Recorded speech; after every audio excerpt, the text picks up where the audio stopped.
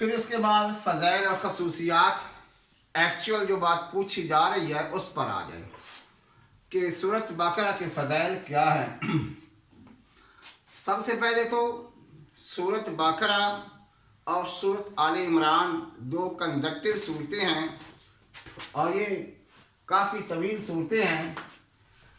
اس زمانے میں اللہ کے نبی صلی اللہ علیہ وسلم کے زمانے میں جس شخص کو سورۃ البقرہ اور سورۃ آل عمران آتی تھی، اس کا ترجمہ تفسیر آتی تھی، یعنی ان صورتوں کو جو عالم تھا اس کی بڑی عزت کی جاتی تھی اور کتاب میں لفظ لکھا ہے اسے لائق تکریم شمار کیا جاتا ہے۔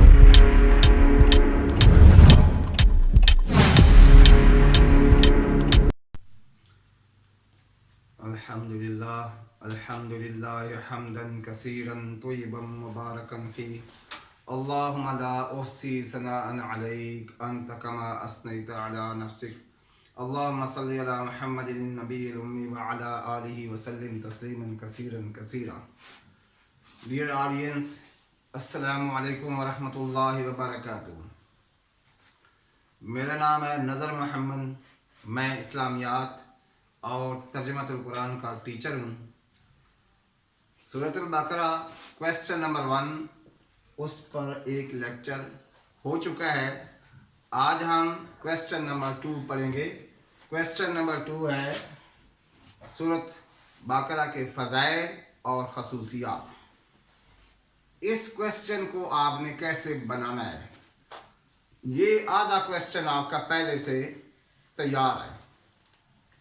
جو آپ نے کویسچن نمبر 1 لکھا ہے، یاد کیا ہے، بہت سی چیزیں آپ نے وہاں سے پک کرنی ہیں۔ جب بھی کوئی کویسچن کریں تو سب سے پہلے اس کی بنیادی معلومات لکھیں۔ سورۃ بقرہ کا کوئی بھی کویسچن آتا ہے تو اس کی انٹروڈکشن، بنیادی معلومات آپ نے پہلے لکھنی ہے، اس کے بعد آپ نے ایکچوئل بات پر آنا ہے۔ تو سب سے پہلے تو آپ بتائیں گے سورۃ البقرہ کا آغاز حروف مقطعات الف لام میم سے ہوتا ہے۔ یہ کٹے ہوئے حروف ہیں، ان کا معنی اور مفہوم اللہ کے علاوہ کوئی نہیں جانتا۔ جیسے کہ پہلے بھی بتایا جا چکا ہے کہ قرآن مجید میں 2 قسم کی آیات ہیں، ایک ہوتی ہیں محکمات جن کا معنی اور مفہوم بالکل واضح ہوتا ہے، جیسے نماز پڑھو، روزہ رکھو، جو بالکل واضح احکامات ہیں وہ محکمات ہیں۔ دوسری آیات ہیں متشابہات، جن کا معنی اور مفہوم ہم نہیں جانتے، صرف اللہ کو پتہ ہے۔ ان میں سے یہ الف لام میم بھی ہے۔ تو پھر اس کا نام کیوں رکھا گیا ہے؟ سورۃ البقرہ، بقرہ کا معنی ہے گائے۔ بنی اسرائیل کو گائے ذبح کرنے کا حکم اللہ نے دیا اور انہوں نے نہ چاہتے ہوئے اس حکم کو پورا کیا۔ اس سورت کی آیت نمبر 67 اور 73 میں گائے کا نام آتا ہے۔ اس مناسبت سے اس سورت کا نام سورۃ البقرہ رکھا گیا ہے۔ پھر بنیادی معلومات بتائیں گے کہ ترتیب کے لحاظ سے یہ دوسری سورت ہے۔ پہلی سورۃ الفاتحہ ہے، دوسری سورۃ البقرہ ہے، اور یہ ترتیب توقیفی ہے، ترتیب نزولی نہیں ہے۔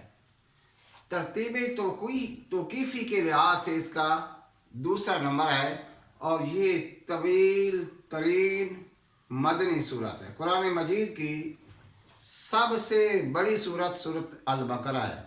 یہ سورت پہلے سپارے سے شروع ہو رہی ہے۔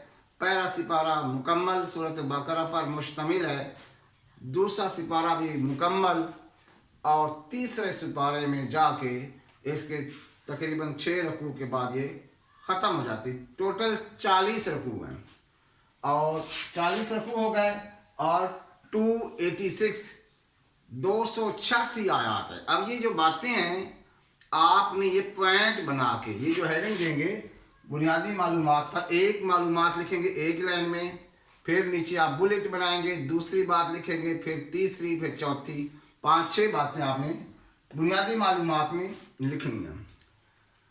फिर उसके बाद फ़ज़ाइल और ख़ुसूसियात, एक्चुअल जो बात पूछी जा रही है उस पर आ जाए कि सूरत बकरा के फ़ज़ाइल क्या हैं। सबसे पहले तो सूरत बकरा और सूरत आले इमरान 2 कंजक्टिव सूरतें हैं और ये काफ़ी तवील सूरतें हैं। उस ज़माने में अल्लाह के नबी सल्लल्लाहु अलैहि वसल्लम के ज़माने में जिस शख्स को सूरत अल बकरा और सूरत आले इमरान आती थी, उसका तर्जमा तफसीर आती थी, यानी इन सूरतों को जो आलिम था उसकी बड़ी इज्जत की जाती थी और किताब में लफ्ज़ लिखा है उसे लायके तकरीम शुमार किया जाता था, उसको बड़ी रेस्पेक्ट दी जाती थी कि ये इन 2 सूरतों का आलिम है। ये बात आप लिखें। उसके बाद जो कुरान मजीद की 7 सूरतें हैं जो लंबी हैं, तवील हैं, उनमें से ये सूरत बकरा भी शामिल है। तो हदीस का मफ़हूम है उस ज़माने में जिनको ये 7 सूरतें आती थीं तो उस आदमी को बहुत बड़ा आलिम तस्वर किया जाता था। ये फजीलत अलग से आप लिख सकते हैं कि ये उन 7 सूरतों में सूरत बकरा भी शामिल है।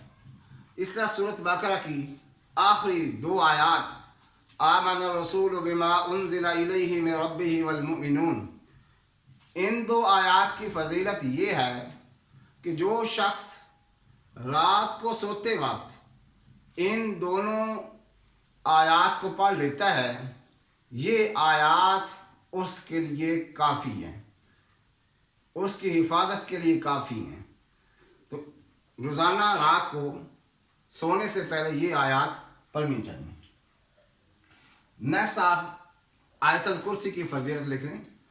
आयतल कुर्सी बड़ी फजीलत है, कुर्सी वाली आयत। हदीस पाक का मफ़हूम है कि जो शख्स हर फ़र्ज़ नमाज के बाद आयतल कुर्सी पढ़ता है, उसके और जन्नत के रास्ते में सिर्फ मौत हैल है। तो आयतल कुर्सी हमें हर नमाज के बाद पढ़नी चाहिए।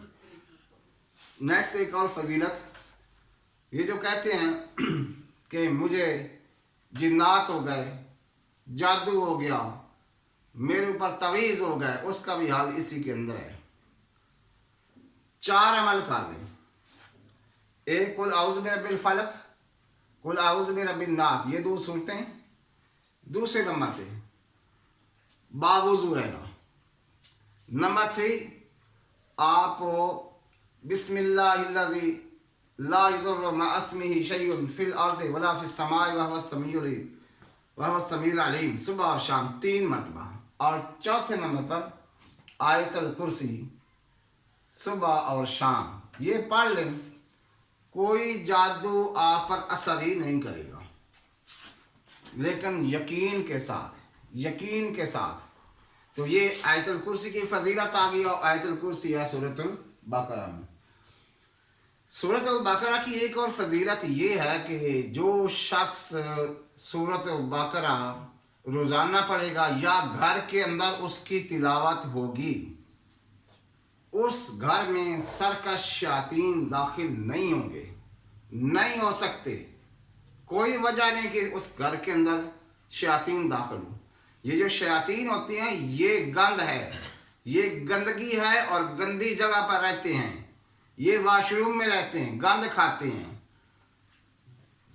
अंधेरे में रहते हैं। और कुरान नूर है, रोशनी है, ये चीज़ें उसको तकलीफ़ देती हैं।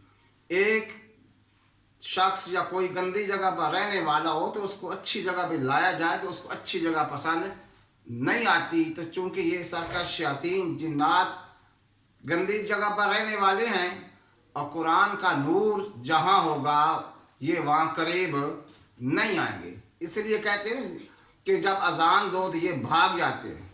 जिस जगह पर अजान दी जाती है शयातीन भाग जाते हैं और जिस जगह पर सूरतुल बकरा पढ़ी जाती है वहाँ से भी शयातीन भाग जाते हैं।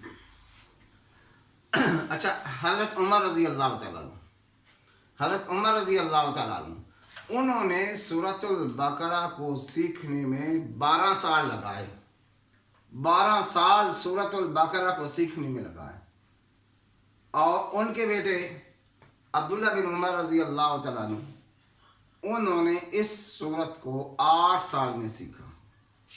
اچھا، ایک اور بات، یہ تو چلو فضیلتیں آگے، ایک جنرل بات ہے۔ اللہ کے نبی صلی اللہ علیہ وسلم نے فرمایا خیرکم من تعلم القرآن وعلمہ، تم میں سے بہتر وہ ہے جس نے قرآن سیکھا اور اسے سکھایا۔ ہم سمجھ لیتے ہیں قرآن پڑھنا ہوتا ہے، جناب قرآن سیکھنا ہے، پڑھنا نہیں ہے، صرف پڑھنا نہیں ہے، صرف پڑھنا نہیں ہے، سیکھنا ہے۔ یہ جو فضیلت ہے سیکھنے اور سکھانے کی ہے۔ پھر سیکھنا ہے کیا؟ اس کو تجوید اور تلفظ کے ساتھ صحیح پڑھنا، پھر اس کے معنی کا پتہ ہونا، پھر اس کا مفہوم اور اس کی تفسیر۔ جیسے یہ ابھی بتایا کہ حضرت عمر رضی اللہ تعالیٰ عنہ نے سورۃ البقرہ کو 12 سال میں سیکھا، تو روزانہ بے شک 3 لائنیں سیکھیں، رکوع سیکھیں، جب پڑھیں تو اس کو ساتھ سیکھیں، معنی کو سیکھیں، کیونکہ عربی زبان اللہ کے نبی صلی اللہ علیہ وسلم کی زبان ہے، اس سے محبت کریں اور اس کو تھوڑا تھوڑا سیکھیں۔ تو آج ہم نے یہ بات کی، کویسچن نمبر 2 کی، کہ اس میں سب سے پہلے آپ اس کی بنیادی معلومات دیں، پھر اس کے بعد اس کی فضیلت لکھیں۔ تو اگلی ویڈیو تک اجازت، اللہ حافظ۔